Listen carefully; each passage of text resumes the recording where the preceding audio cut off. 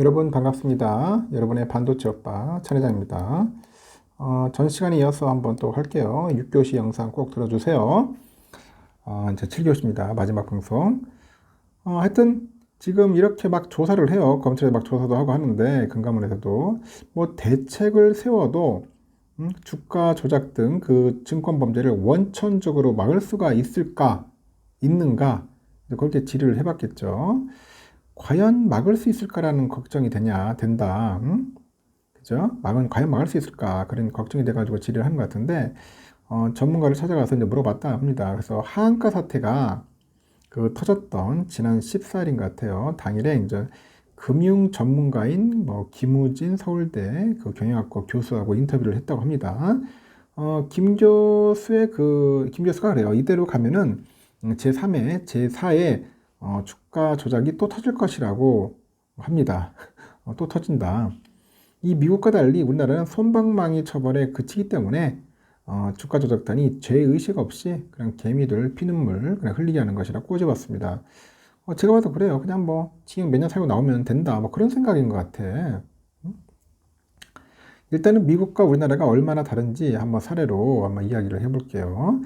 글로벌 금융위기 당시에 미국에서는 다단계 금융 사기극을 벌인 버나드 메이도프가 2009년에 징역 150년을 받았습니다. 나오지 말라는 거죠. 그냥 거기서 죽어라는 거야. 깜빵생활 하면서. 하지만 우리나라는 최대 양형 기준이 징역 15년에 불과합니다. 15년. 15년만 살고 오면 되는 거야. 이렇게 주가 조작단이 이제 수백억 원이죠. 부당이득을 챙겨도 수사당국이 그 부당이득 산정에 실패를 하면은 최대 5억 원 정도? 한 5억 원 정도만 벌금 내고 그냥 좀 살고 오면 돼요. 그러니까 이렇게 한탕을 하는 것 같습니다. 이번 달 하한가 사태에 연루된 카페 운영자죠. 이 친구도 보니까 이미 주가 조작으로 또 처벌을 받았었는가 보더라고. 또 주가 조작 혐의로 조사를 이제 받았죠. 받았고, 또 받는 거겠죠. 또 이제 수백억 수억 챙기고 수익 챙기고 이제 몇 년간 감옥 갔다가 와서 또 주가 조작 저지르는 그런 악순환의 고리를 끊어버려야 돼. 그렇죠. 그럼 아예 주식 투자를 못하게 만들어야겠죠. 하여튼 이게 참 문제야 내가 볼 때는. 그리고 금감원은 AI에 기반해서 주가 조작을 전방위로 포착하는 시스템 구축에 나선다고 합니다. 금감원은 올 하반기에 이 같은 증권 불공정거래 통합정보 시스템 구축을 추진할 방침이라는데 아주 교묘해지고 있는 주가 조작을 24시간 정밀 포착하기 위해서랍니다. 금감원은 AI 기술력이 우수한 네이버 등 국내 정보기술 기업들에 대한 자문을 구하는 등 업계와의 협력 방안도 추진한다. 그렇게 보시면 되고, 주가 조작 사건 외에도 이복현 원장이 주시하고 있는 사건들이 많다고 하지 않느냐 물어보니, 지난 20일에 그래요. 금감원 임원회의 관련 자료에서 이 구체적인 사례가 적시됐는데, 우선 자전거래를 통한 손실 보전 혐의가 거론돼요. KB나 하나증권의 경우 고객에게 단기 안전자산에 대해 투자한다고 해놓고 이 장기 채권에 투자하는 불법 영업을 저질렀고, 그리고 이 과정에서 이제 불법 자전거래를 했다는 그런 의혹을 받고 있는가 봅니다. 유진투자증권은 자사 직원이 유사투자 자문업체를 운영하고 있고, 이 과정에서 특정 종목이나 투자 방향을 추천하는 불법 리딩방을 운영했다는 제보를 또 받고 감사를 진행하고 있다. 참 가지가지한다. 가지가지 내용은. 키움증권, 교보증권은 주가 조작 통로가 된 CFD 이 불법 거래에 연루된 의혹이 금감원에 적발이 돼서 현재 검찰 수사를 받고 있다. 국내 대형 사모펀드 운용사 한인컴퍼니 직원들은 이 폭등하기 전에 미공개 내부 정보를 이용해서 주식을 미리 사고 시세 차익을 챙긴 혐의가 또 금감원에 적발이 됐어요. 현재 서울 남부지검이 이제 관련 수사를 현재 수사 중이다. 이제 그렇게 보시면 됩니다. 이복현 원장은 이 같은 사건에 대해서는 증권사, 자사운용사 직원들의 모럴 해저드가 발생하지 않도록 철저히 점검해달라고 했고, 금융당국 차원의 신속하고 철저한 대응을 강조해서 앞으로 이 같은 사건에 대해서는 조사나 처벌 결과가 잇따라 발표될 예정이라고 합니다. 하여튼 빚내서 그 주식 투자하는 이른바 B2 지표인 신용거래 융자 잔고가 이제 19조 원을 돌파를 했습니다. 지난 4월 24일 SG 사태 이후 주춤했던 또 B2가 최근에 다시 늘어난 양상이죠. 그럼 금감원이 그 빚내 가지고 투자 관련 점검도 하지 않냐 물어보니 일단 B2가 계속 늘다 보니까 금감원이 관련 점검을 하기로 한 소식이란 것 같아요. 금융투자협회에 따르니까 지난 22일 기준 했을 때 뭐 유가증권 코스닥 시장에 신용거래융자 잔고는 총 19조 4,289억인 것 같아요. 이 규모가 SG 사태 직후인 지난 4월 28일 이후 한 달여 만에 최대치 기록을 했고 코스닥의 신용거래 융자 잔고는 9조 9,630억, 코스피 잔고는 9조 4,658억보다도 많았다고 합니다. 특히 지난 14일 하한가 사태에도 B2는 오히려 늘어나는 영상인데 신용거래 융자 잔고는 지난 13일 18조 9,350억, 14일에는 19조 700억, 15일에는 19조 1,369억, 16일에는 19조 1,495억, 19일에는 19조 1,600억. 계속 늘어나네요. 20일에는 19조 1,906억, 20일에 19조 3,274억. 하여튼 꾸준하게 올라간다.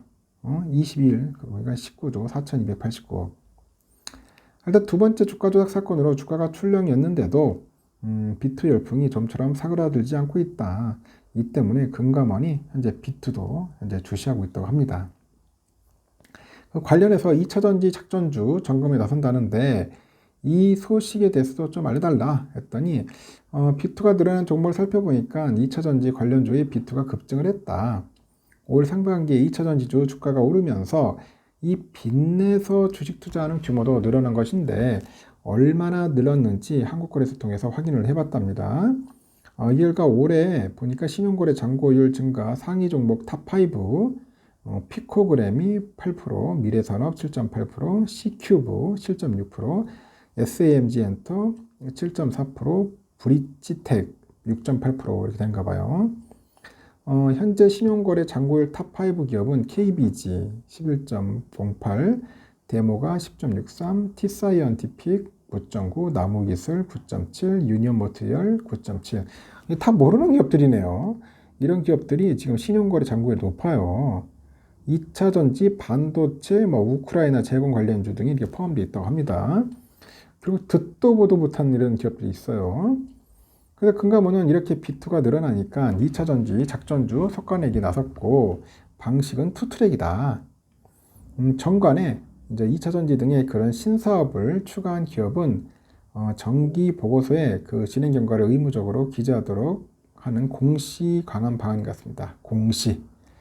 이것은 2차전지 사업도 하지 않으면서도 2차전지주로 주가를 띄우는 작전주를 차단해 주다. 작전주. 조심해야 합니다, 여러분. 2차전지 등 그 신사업을 신규 산업 목적에 추가하고도 추진 경과를 보고하지 않는 그런 기업에 대한 전방위 조사도 추진이 된다고 합니다.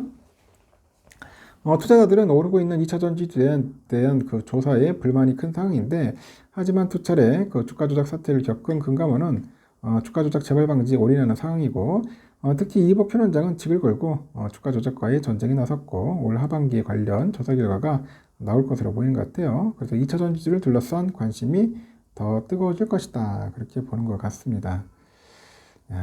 그러니까 하여튼 심각합니다. 문제가. 하여튼 나쁜 놈들도 많고 이걸 가지고 이제 교모하게 꾸며가지고 개미들 핏바람 보려는 놈들이 많습니다. 그래서 여러분 정신 바짝 차려야 돼요.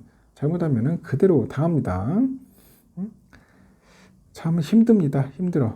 다음 주도 뭐 그렇게 썩 좋지도 않을 것 같아. 보니까 또 다음 주도 이제 외인들이 좀 팔지 않을까 뭐 그런 생각도 듭니다. 지금 보니까 계속 2600선도 깨졌고 다시 조정받으면서 2500선도 간당간당하지 않겠나. 한번 조정받아서 한 2400선에 다시 또 떨어졌다가 다시 이제 뭔가 이거 밑바닥 다시 또 다시 지지고 올라갈 수 있지 않겠나 생각이 듭니다. 그래서 2500선도 불안불안하다. 뭐 그런 이야기들도 흘러나오고 있는데 주가라는 게 여러분들 아시다시피 누구나 맞출 수 있는 게 아니에요. 맞출 수는 없습니다. 힘듭니다. 하여튼 분위기 자체가 그렇게 썩 좋지는 않다는 거죠. 경기 상황이 또 안 좋고 하니까 어느 정도 다시 또 조정을 받지 않겠냐는 것도 있고, 너무 또 급하게 올랐어. 급하게 오른 종목들은 여러분 아시다시피 또 조정을 받아요. 그래서 이제 여러 다양한 측면들을 좀 볼 필요가 있다는 거죠. 하여튼 참 힘듭니다. 힘드니까 이런 상황을 여러분들 잘 판단하셔서 주식 투자에 염두해 줬으면 좋겠습니다. 잘 모르거나 자신이 없거나 남 이야기만 듣고는 절대 하지 마십시오. 알겠죠? 그냥 안전한 주식, 1등 주식 이런 거만 하세요. 그게 제일 나을 수도 있고 속 편할 수 있고, 그냥 장기적으로 내가 모아갈 그런 주식들만 하시면 될 것 같습니다.